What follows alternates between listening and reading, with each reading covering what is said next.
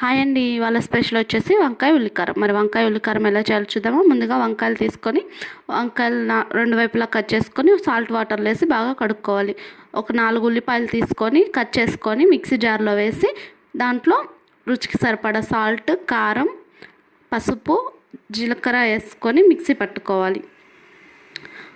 Mixie పట్టుకున్న దాన్ని వంకాయల్లోకి stuff చేసి పక్కన పెట్టుకోవాలి.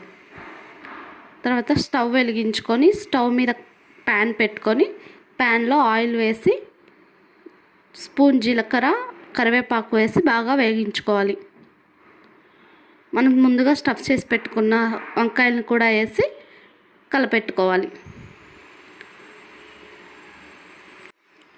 మిగిలిన ఉల్లికారాన్ని కూడా అందులో వేసి ఆయిల్ పైకి తేలేంత వరకు మగ్గపెట్టుకోవాలి. రైస్లోకి చాలా బాగుంటుందండి. లాస్ట్లో కొత్తిమీర వేసుకొని గార్నిష్ చేసుకుంటే రెడీ అయిపోయింది. ఇంతే అండి, ఎంతో రుచికరమైన వంకాయ ఉల్లికారం రెడీ అయిపోయింది.